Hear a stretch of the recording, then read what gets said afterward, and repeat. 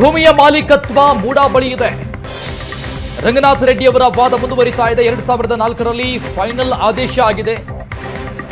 2004 June 15ರ ವೇಳೆಗೆ ಸೈಟ್ಗಳನ್ನು allot ಮಾಡಲಾಗಿದೆ. ಆದರೆ ಇವತ್ತಿಗೂ ಕೂಡ ಕೆಸರೆ ಗ್ರಾಮದ ಜಾಗ ಖಾಲಿ ಇದೆ. ಸೈಟ್ಗಳನ್ನು ನೀಡಿ ಸೇಲ್ ಡೀಡ್ ಕೂಡ ನೀಡಲಾಗಿದೆ. ಯಾರ್ಯಾರಿಗೆ ಸೈಟ್ ಕೊಡಲಾಗಿದೆ ಆ ಡೀಟೇಲ್ಸ್ ಜೊತೆಗೊಂದಿಷ್ಟು ಲಿಸ್ಟ್ ಅನ್ನ ರಂಗನಾಥ್ ರೆಡ್ಡಿ ಕೊಟ್ಟಿದ್ದಾರೆ. ಇವತ್ತಿಗೂ ಕೂಡ ಕೆಸರೆ ಗ್ರಾಮದ ಜಾಗ ಖಾಲಿಯಾಗಿದೆ. ಸರ್ವೆ ನಂಬರ್ ಅನ್ನ ಉಲ್ಲೇಖ ಮಾಡಿ ವಾದ ಮಾಡ್ತಿದ್ದಾರೆ. ಅವಶ್ಯಕತೆ ಇಲ್ಲದೆ ಇರೋ ಜಾಗವನ್ನ ಖರೀದಿ ಮಾಡಲಾಗಿದೆ. ಇಲ್ಲದೆ ಇರೋ ಜಾಗಕ್ಕೆ ಬದಲಿ ಜಾಗ ಪಡೆಯಲಾಗಿದೆ. ಇದೇ ಜಾಗದ ಮೇಲೆ ಮಲ್ಲಿಕಾರ್ಜುನ ಸ್ವಾಮಿ ಭೂ ಪರಿವರ್ತನೆಗೆ ಅರ್ಜಿ ಹಾಕ್ತಾರೆ. ಅವಶ್ಯಕತೆ ಇಲ್ಲದೆ ಇರುವಂತಹ ಜಾಗವನ್ನ ಖರೀದಿ ಮಾಡಲಾಗಿದೆ. ಇಲ್ಲದೆ ಇರುವಂತಹ ಜಾಗಕ್ಕೆ ಬದಲಿ ಜಾಗವನ್ನ ಪಡೆಯಲಾಗಿದೆ. ಇದೇ ಜಾಗದ ಮೇಲೆ ಮಲ್ಲಿಕಾರ್ಜುನ ಸ್ವಾಮಿ ಭೂ ಪರಿವರ್ತನೆಗಾಗಿ ಅರ್ಜಿ ಸಲ್ಲಿಕೆ ಮಾಡಿದ್ದಾರೆ. ಟಿಜೆ ಅಬ್ರಹಾಂ ಪರ ವಕೀಲ ರಂಗನಾಥ್ ರೆಡ್ಡಿ ಅವರ ಪ್ರತಿವಾದ.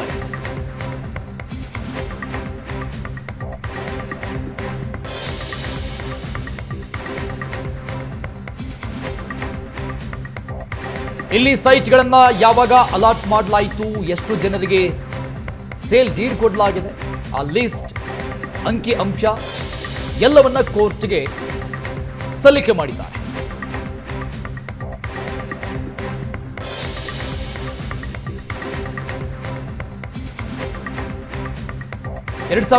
ಮಾರ್ಚ್ 4ರಂದು ಭೂ ಪರಿವರ್ತನೆ ಮಾಡಿದ ಬಗ್ಗೆ ದಾಖಲೆಗಳಿದ್ದಾವೆ.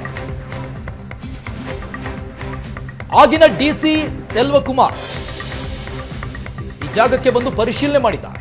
ತಹಶೀಲ್ದಾರ್ 2 ಬಾರಿ ಜಾಗ ಪರಿಶೀಲಿಸಿದ್ದಾರೆ. ಪರಿಶೀಲನೆ ನಡೆಸಿ ಆಗ ಮೂಡಾ ಡಿಸಿ ಆಗಿದ್ದವರು ಹಾಲಿ ರಾಯಚೂರು ಸಂಸದ ಕುಮಾರ್ ನಾಯಕ್ ಕೂಡ ಅಕ್ರಮದಲ್ಲಿ ಭಾಗಿಯಾಗಿದ್ದಾರೆ. ಭೂ ಪರಿವರ್ತನೆ ಮಾಡಿದ ಬಗ್ಗೆ ದಾಖಲೆಗಳಿದ್ದಾವೆ. 2004 ಮಾರ್ಚ್ 4ರಂದು ನೋಡಿ, ಆಗ ಮೂಡಾ ಡಿಸಿ ಆಗಿದ್ದಂಥವರು ಹಾಲಿ ರಾಯಚೂರು ಸಂಸದ ಕುಮಾರ್ ನಾಯಕ್ ಅವರು ಕೂಡ ಅಕ್ರಮದಲ್ಲಿ ಭಾಗಿಯಾಗಿದ್ದಾರೆ ಅಂತ ವಾದ ಮಂಡಿಸ್ತಾ ಇದ್ದಾರೆ. ಭೂ ಪರಿವರ್ತನೆ ಮಾಡಿದ ಬಗ್ಗೆ ದಾಖಲೆಗಳಿದ್ದಾವೆ. 2004 ಮಾರ್ಚ್ 4ರಂದು ಭೂ ಪರಿವರ್ತನೆ ಆಗಿದೆ. ಆ ಸಂಬಂಧಪಟ್ಟಂತಹ ದಾಖಲೆಗಳಿದ್ದಾವೆ.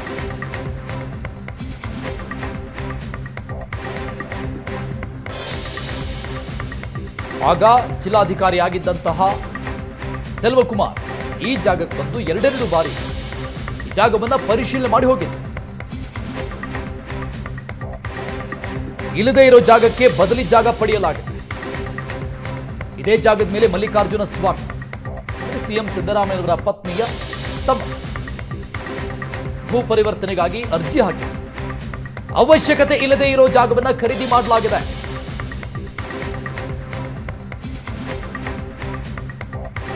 ಆಗಿನ ಡಿಸಿ ಸೆಲ್ವಕುಮಾರ್ ತಹಶೀಲ್ದಾರ್ 2 ಬಾರಿ ಜಾಗ ಪರಿಶೀಲನೆ ಮಾಡಿದ್ರು. ಆ ಬಗ್ಗೆ ದಾಖಲೆಗಳಿದ್ದಾವೆ. ಪರಿಶೀಲನೆ ಮಾಡಿ ಭೂ ಪರಿವರ್ತನೆ ಮಾಡಿದ್ದಾರೆ. ಈ ರೀತಿಯಾಗಿ ಭೂ ಪರಿವರ್ತನೆ ಆಗಿದ್ದಕ್ಕೆ ದಾಖಲೆಗಳಿದ್ದಾವೆ. 2004 ಮಾರ್ಚ್ 4ರಂದು ದಾಖಲೆಗಳನ್ನು ಪರಿವರ್ತನೆ ಮಾಡಲಾಗಿದೆ. ಅಕ್ರಮ ಯಾವ ರೀತಿಯಾಗಿ ನಡೆದಿದೆ ಅನ್ನುವ ವಿಚಾರಕ್ಕೆ ಸಂಬಂಧಪಟ್ಟಂಗೆ ರಂಗನಾಥ್ ರೆಡ್ಡಿ ಒಂದಿಷ್ಟು ಅಂಕಿ ಅಂಶಗಳನ್ನ, ಸಾಕ್ಷ್ಯಗಳನ್ನ ಕೊಡ್ತಾ ಇದ್ದಾರೆ ಕೋರ್ಟ್. ಯಾವ ಜಾಗವನ್ನ ಪರಿಶೀಲಿಸಿ ಭೂ ಪರಿವರ್ತನೆ ಮಾಡಿದ್ದಾರೆ ಅನ್ನೋದೇ ಆಶ್ಚರ್ಯ. ಅಸ್ತಿತ್ವದಲ್ಲೇ ಇರದ ಭೂಮಿಯನ್ನ ಪರಿಶೀಲನೆ ಮಾಡಿ ಆದೇಶವನ್ನ ಮಾಡಲಾಗಿದೆ. 2010ರಲ್ಲಿ ಮಲ್ಲಿಕಾರ್ಜುನ ಸ್ವಾಮಿ ಸಹೋದರಿಗೆ ದಾನವಾಗಿ ಕೊಡ್ತಾರೆ.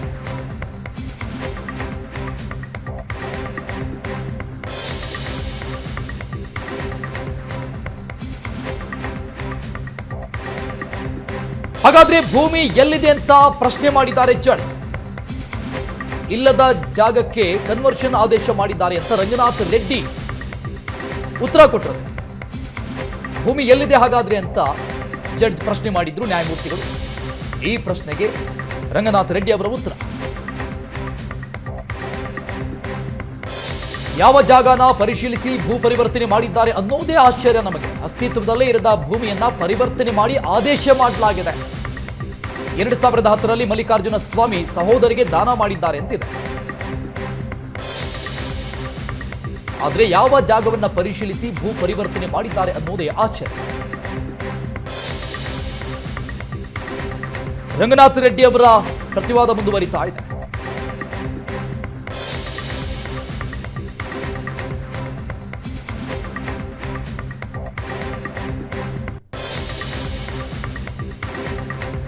ಹಾಗಾದ್ರೆ ಈ ಭೂಮಿ ಎಲ್ಲಿದೆ ಅಂತ ಪ್ರಶ್ನೆ ಮಾಡಿದ್ರು ಜಡ್ಜ್.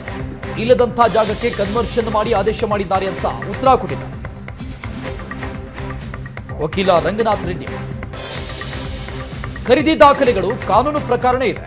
ಜಾಗ ಎಲ್ಲಿದೆ, ಇಲ್ಲದ ಜಾಗದ ಮಾರಾಟ ದಾನ ಆಗಿದೆ ಅಂತ ರಂಗನಾಥ್ ರೆಡ್ಡಿ ಉತ್ತರವನ್ನ ಕೊಟ್ಟರು. ದಾಖಲೆಗಳು ಮಾತ್ರ ಕಾನೂನು ಪ್ರಕಾರನೇ ಇದೆ ಅಂತ ಜಡ್ಜ್ ಹೇಳಿದ್ದಾರೆ. ಖರೀದಿ ಮಾಡಿರುವಂತಹ ದಾಖಲೆಗಳು ಕಾನೂನಿನ ಪ್ರಕಾರವೇ ಇದೆ. ಇದು ಜಡ್ಜ್ ಪ್ರಶ್ನೆ.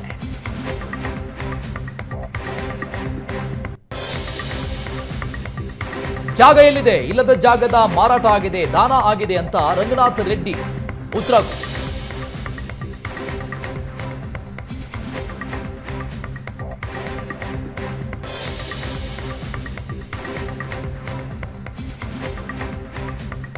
ಈ ಪ್ರಕರಣದ ಮತ್ತೊಬ್ಬ ದೂರುದಾರ ಟಿಜೆ ಅಬ್ರಹಾಂ ಪರ ವಕೀಲ ರಂಗನಾಥ್ ರೆಡ್ಡಿ ಅವರ ಪ್ರತಿವಾದ ಮುಂದುವರಿತಾ ಇದೆ. ಅಸ್ತಿತ್ವದಲ್ಲೇ ಇರದ ಭೂಮಿಯನ್ನ ಪರಿವರ್ತನೆ ಮಾಡಿ ಆದೇಶ ಮಾಡಲಾಗಿದೆ. 2010ರಲ್ಲಿ ಮಲ್ಲಿಕಾರ್ಜುನ ಸ್ವಾಮಿ ಅವರ ಸಹೋದರಿಗೆ ದಾನ ಮಾಡಿದ್ದಾರೆ. 2004ರಲ್ಲಿ ಸೈಟ್ಗಳ ಅಲಾಟ್ ಆಗಿದೆ. ಸೇಲ್ ಡೀಡ್ ಕೂಡ ಕೊಡಲಾಗಿದೆ. ಹಾಗಾದ್ರೆ ಭೂಮಿ ಎಲ್ಲಿದೆ ಅಂತ ಪ್ರಶ್ನೆ ಮಾಡಿದ್ರು ಜಡ್ಜ್. ಇಲ್ಲದಂತಹ ಜಾಗಕ್ಕೆ ಕನ್ವರ್ಷನ್ ಮಾಡಿ ಆದೇಶ ಮಾಡಿದ್ದಾರೆ ಅಂತ ರಂಗನಾಥ್ ರೆಡ್ಡಿ ಉತ್ತರ ಕೊಟ್ಟರು.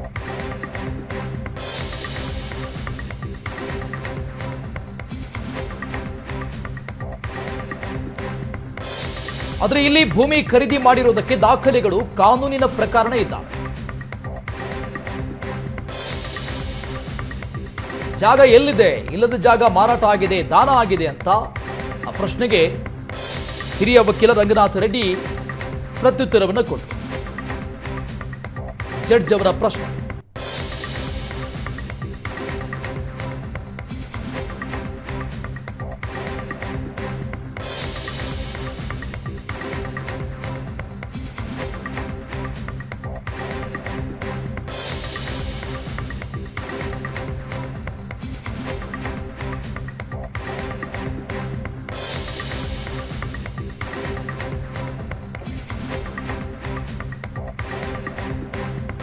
ರಂಗನಾಥ್ ರೆಡ್ಡಿ ಅವರ ಈ ವಾದಕ್ಕೆ ಆಕ್ಷೇಪಣೆಯನ್ನು ಎತ್ತಿದ್ರು ರವಿವರ್ಮ ಕುಮಾರ್, ಸಿಎಂ ಪರ ವಕೀಲರು. ಡಿನೋಟಿಫೈ ಆಗಿದೆ ಅಂತ ಸಿಎಂ ಪರ ವಕೀಲ ಪ್ರೊಫೆಸರ್ ರವಿವರ್ಮ ಕುಮಾರ್ ಆಕ್ಷೇಪಣೆಯನ್ನು ಮಾಡಿದರು. ಅದು ಕೃಷಿ ಭೂಮಿ ಅಂತ ರವಿವರ್ಮ ಉತ್ತರ ಕೊಡ್ತಾರೆ. ಡಿನೋಟಿಫೈ ಆದ್ಮೇಲೆ ಮಾಲೀಕರಿಗೆ ಅದನ್ನ ಕೊಡಬೇಕಲ್ವಾ ಅಂತ ಜಡ್ಜ್ ಹೇಳ್ತಾರೆ. ಹಾಗಾದ್ರೆ ಕೃಷಿ ಭೂಮಿಯಲ್ಲಿ ಮೂಡ ಬಡಾವಣೆ ಮಾಡಿದ್ಯಾ? ಜಡ್ಜ್ ಪ್ರಶ್ನೆ ಮಾಡಿ. ಕೃಷಿ ಭೂಮಿ ಖರೀದಿಸಿ ಸಹೋದರಿಗೆ ದಾನ ನೀಡಿದ್ದಾರೆ ಅಂತ ರವಿವರ್ಮ ಕುಮಾರ್ ಹೇಳಿದರು.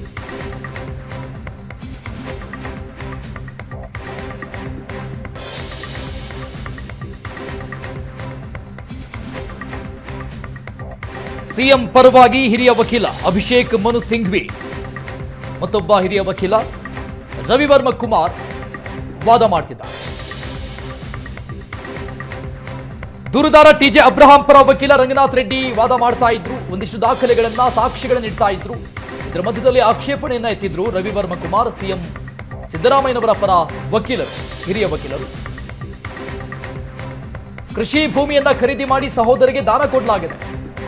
ಹಾಗಾದ್ರೆ ಕೃಷಿ ಭೂಮಿಯಲ್ಲಿ ಮೂಡ ಬಡಾವಣೆ ಮಾಡಿದೆಯಾ ಅಂತ ಜಡ್ಜ್ ಪ್ರಶ್ನೆ ಮಾಡಿದ್ರು.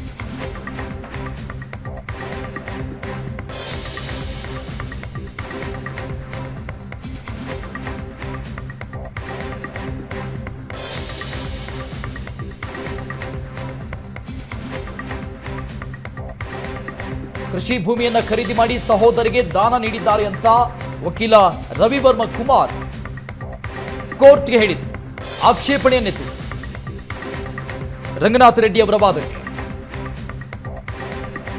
ಹಾಗಾದ್ರೆ ಕೃಷಿ ಭೂಮಿಯಲ್ಲಿ ಮೂಡ ಬಡಾವಣೆ ಮಾಡಿದೆಯಾ? ಜಡ್ಜ್ ಅವರ ಪ್ರಶ್ನೆ ಇದು. ಈ ಕೃಷಿ ಭೂಮಿಯನ್ನ ಖರೀದಿ ಮಾಡಿ ಸಹೋದರಿಗೆ ದಾನ ನೀಡಲಾಗಿದೆ ಅಂತ ಸಿಎಂ ಪರ ವಕೀಲ ರವಿ ವರ್ಮ ಕುಮಾರ್ ಉತ್ತರ ಕೊಟ್ಟರು ಜಡ್ಜ್. ಹಾಗಾದ್ರೆ ಈಗ ಕೃಷಿ ಭೂಮಿಯಲ್ಲಿ ಮೂಡ ಬಡಾವಣೆ ನಿರ್ಮಾಣ ಮಾಡಿದೆಯಾ? ಹಾಗಾದ್ರೆ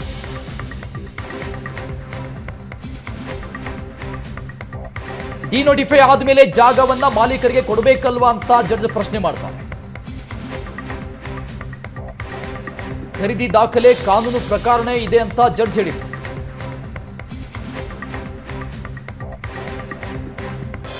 ಜಾಗನೇ ಇಲ್ಲ, ಜಾಗ ಎಲ್ಲಿದೆ? ಇಲ್ಲದಂತ ಜಾಗ ದಾನ ಆಗಿದೆ, ಮಾರಾಟ ಆಗಿದೆ ಅಂತ ರಂಗನಾಥ್ ರೆಡ್ಡಿ ಅವರ ವಾದ.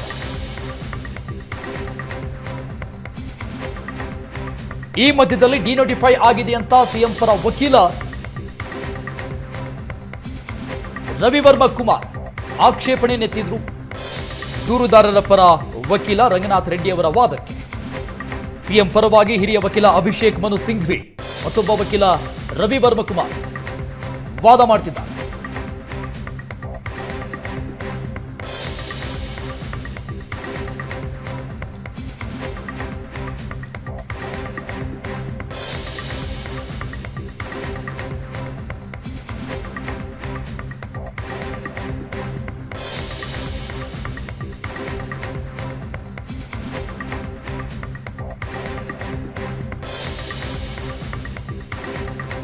ದೂರುದಾರರ ಪರ ವಕೀಲ ಜೊತೆಗೆ ಸಿಎಂ ಪರ ವಕೀಲರ ಮಧ್ಯದಲ್ಲಿ ವಾದ ಪ್ರತಿವಾದಗಳು ನಡೀತಾ ಇದೆ.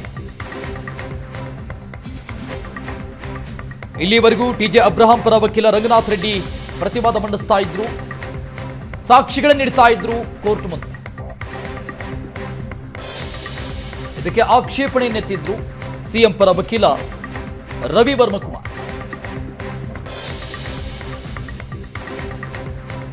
ಕೃಷಿ ಭೂಮಿಯಲ್ಲಿ ಮೂಡ ಬಡಾವಣೆ ಮಾಡಿದೆಯಾ ಅಂತ ಜಡ್ಜ್ ಪ್ರಶ್ನೆ ಮಾಡ್ತಾರೆ.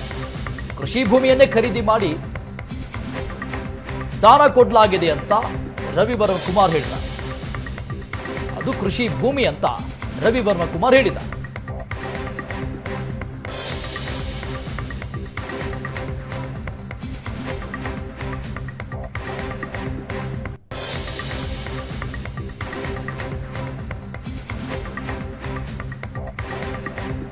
ಈ ಸೈಟ್ಗಳು ಖರೀದಿ ಆಗಿರೋದಕ್ಕೆ ದಾಖಲೆಗಳು ಕಾನೂನಿನ ಪ್ರಕಾರನೇ ಇದೆ ಅಂತ ಜಡ್ಜ್ ಹೇಳಿದ್ರು.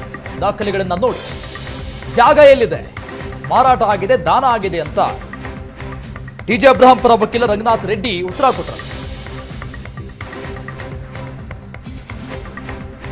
ಡಿನೋಟಿಫೈ ಆಗಿದೆ ಅಂತ ರವಿ ವರ್ಮ ಕುಮಾರ್ ಆಕ್ಷೇಪಣೆಯನ್ನೆತ್ತಿದ್ರು. ಕೃಷಿ ಭೂಮಿಯನ್ನ ಖರೀದಿ ಮಾಡಿ ಅದನ್ನ ದಾನ ಕೊಡಲಾಗಿದೆ.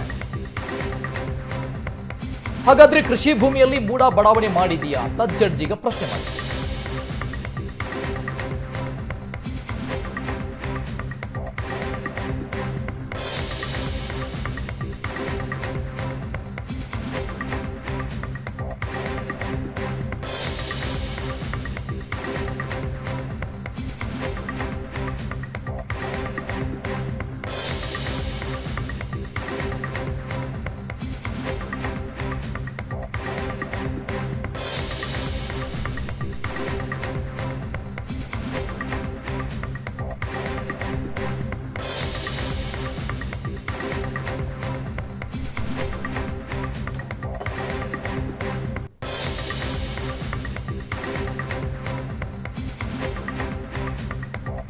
ಈ ಜಾಗ ಡಿನೋಟಿಫೈ ಆಗಿದೆ ಅಂತ ಸಿಎಂ ಪರ ವಕೀಲ ಪ್ರೊಫೆಸರ್ ರವಿಕುಮಾರ್ ವರ್ಮಾ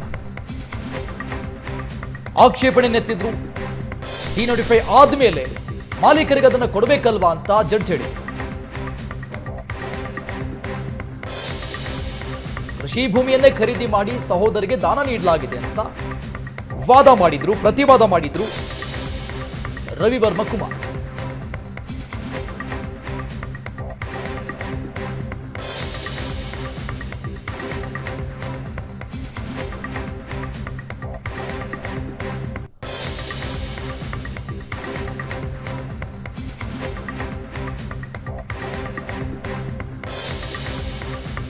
ದೂರುದಾರ ಪರ ರಂಗನಾಥ ರೆಡ್ಡಿ, ಟಿಜೆ ಅಬ್ರಹಾಂ ಪರ ವಕೀಲ ರಂಗನಾಥ ರೆಡ್ಡಿ ವಾದ ಮಾಡ್ತಾ ಇದ್ರು. ಇದಕ್ಕೆ ಆಕ್ಷೇಪಣೆ ನೆತ್ತಿದಂತಹ ಸಿಎಂ ಸಿದ್ದರಾಮಯ್ಯನವರ ಪರ ವಕೀಲ, ಹಿರಿಯ ವಕೀಲ ರವಿವರ್ಮ ಕುಮಾರ್ ಜೊತೆಗೆ ಅಭಿಷೇಕ್ ಮನು ಸಿಂಗ್ ವಾದ ಮಾಡ್ತಾ ಇದ್ದಾರೆ ಸಿಎಂ ಪರವಾಗಿ. ಹಿರಿಯ ವಕೀಲರುಗಳ ಮಧ್ಯದಲ್ಲಿ ವಾದ ಪ್ರತಿವಾದ ನಡೀತಾ ಇದೆ.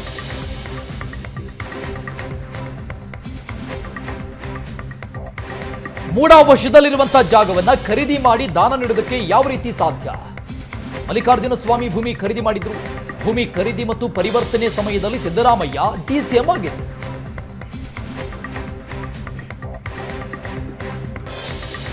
ಮೂಡಾ ವಶದಲ್ಲಿ ಇರುವಂತಹ ಜಾಗವನ್ನ ಖರೀದಿ ಮಾಡಿ ದಾನ ನೀಡೋದಕ್ಕೆ ಯಾವ ರೀತಿ ಸಾಧ್ಯ? ಮಲ್ಲಿಕಾರ್ಜುನ ಸ್ವಾಮಿ ಭೂಮಿಯನ್ನ ಖರೀದಿ ಮಾಡಿದ್ರು. ಈ ಭೂಮಿಯನ್ನ ಖರೀದಿ ಮಾಡುವಂತಹ ಸಂದರ್ಭದಲ್ಲಿ ಸಿದ್ದರಾಮಯ್ಯ ಡಿಸಿಎಂ ಆಗಿದ್ರು.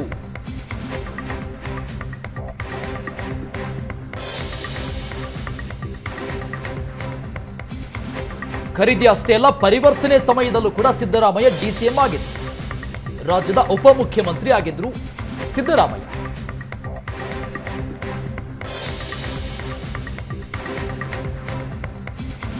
ಇನ್ನು ದಾನ ನೀಡಿದ 4 ವರ್ಷದ ಬಳಿಕ ಪರಿಹಾರಕ್ಕಾಗಿ ಅರ್ಜಿ ಸಲ್ಲಿಸಿದರು.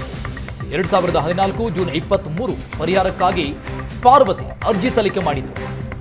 ಜಾಗ ಅಭಿವೃದ್ಧಿಪಡಿಸಿ ಪಾರ್ಕ್ ಮಾಡಿಸಲಾಗಿದೆ ಅಂತ ಪರಿಹಾರಕ್ಕೆ ಮನವಿ ಸಲ್ಲಿಕೆಯಾಗುತ್ತೆ.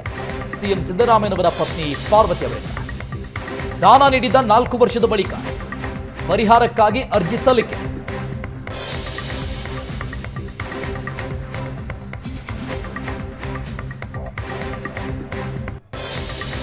ಎರಡು 2014 ಜೂನ್ 23 ಪರಿಹಾರಕ್ಕಾಗಿ ಪಾರ್ವತಿ ಅವರು ಅರ್ಜಿ ಸಲ್ಲಿಕೆ ಮಾಡ್ತಾರೆ.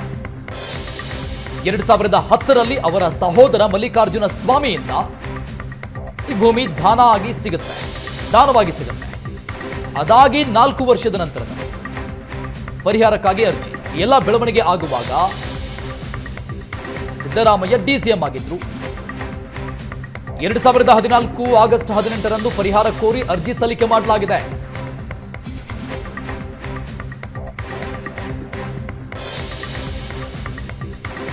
ಜಡ್ಜ್ ಪ್ರಶ್ನೆ ಮಾಡಿದ್ರು, ಈ ಎಲ್ಲ ಬೆಳವಣಿಗೆಗಳು ಆಗುವಂತಹ ಸಂದರ್ಭದಲ್ಲಿ ಸಿದ್ದರಾಮಯ್ಯ ಡಿಸಿಎಂ ಆಗಿದ್ರ ಸಿಎಂ ಆಗಿದ್ರ ಅಂತ.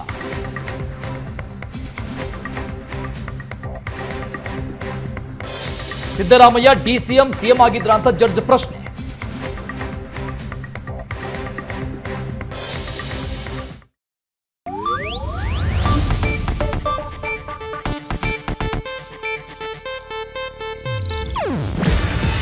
ಇದು ಏಷ್ಯಾನೆಟ್ ನ್ಯೂಸ್ ನೆಟ್ವರ್ಕ್ ಪ್ರಸ್ತುತಿ. ನೀವು ನೋಡ್ತಿದ್ದೀರಾ ಏಷ್ಯಾನೆಟ್ ಸುವರ್ಣ ನ್ಯೂಸ್.